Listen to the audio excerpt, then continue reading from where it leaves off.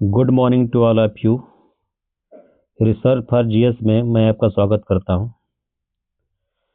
आज हम इतिहास के कुछ स्रोत पढ़ेंगे, जिसमें सबसे पहले इतिहास के स्रोतों को दो भागों में बांटा गया है, रिलीजियस सोर्सेस और दूसरा होता है सेकुलर सोर्सेस। आज हम रिलीजियस सोर्सेस यानी धार्मिक स्रोत के विषय में पढ़ेंगे।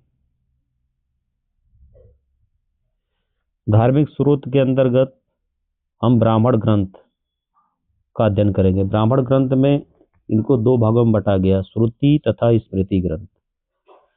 श्रुति ग्रंथ का मतलब होता है ऐसे ग्रंथ जिसको सुन के एक पीढ़ी से दूसरी पीढ़ी को ट्रांसफर किया गया। श्रुति के अंतर्गत ब्राह्मण, आरण्यक, उपनिषद आते हैं।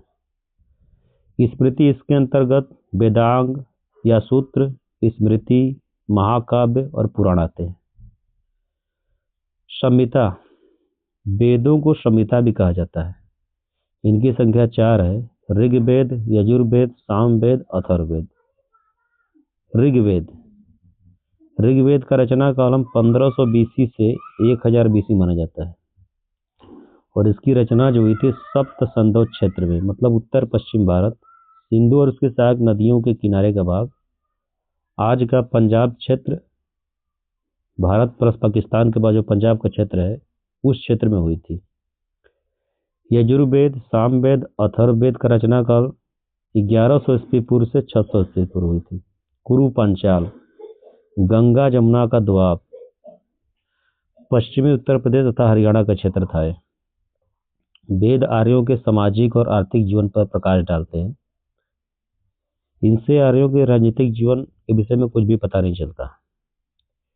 इतिहास की दृष्टि से ऋग्वेद तथा अथर्ववेद काफी महत्वपूर्ण है।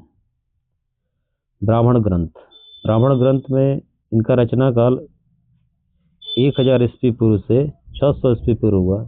सतपथ ब्राह्मण गांधार, शैल, कैकय, उत्तर पश्चिम भारत तथा कुरु, पांचाल, कौशल, विदेह राज्यों पर प्रकाश डालता है। अब देखते हैं आगे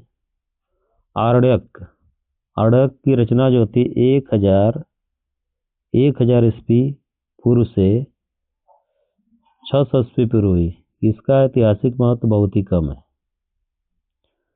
उपनिषद रचना काल 1000 ईस्वी पूर्व से 500 ईस्वी पूर्व 1000 ईस्वी पूर्व से 500 ईस्वी पूर्व हुई थी। इसका मुख्य विषय है पराविद्या अर्थात आध्यात्मिक ज्ञान।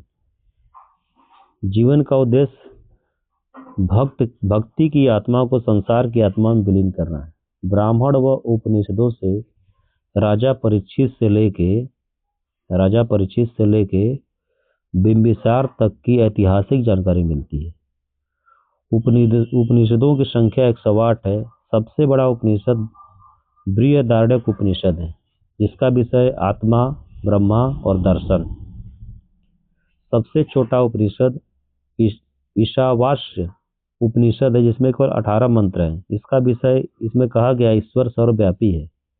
वेदांग की रचना का 600 ईस्वी पूर्व से 200 ईस्वी पूर्व हुई।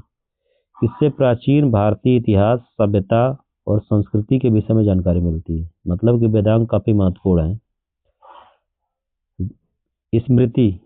स्मृति का रचना काल है 600 ईस्वी पूर्व से 200 ईस्वी पूर्व। स्मृतियों में सामाजिक संगठनों, उनके सिद्धांतों, रीति रिवाजों, राजा के अधिकारों, कर्तव्य, राजा और उसकी प्रजा के बीच जो संबंध है उसकी जानकारी मिलती है। सबसे प्राचीन और प्रामाणिक स्मृति मनुस्मृति है। Please like and subscribe my video. Thank you for watching my video.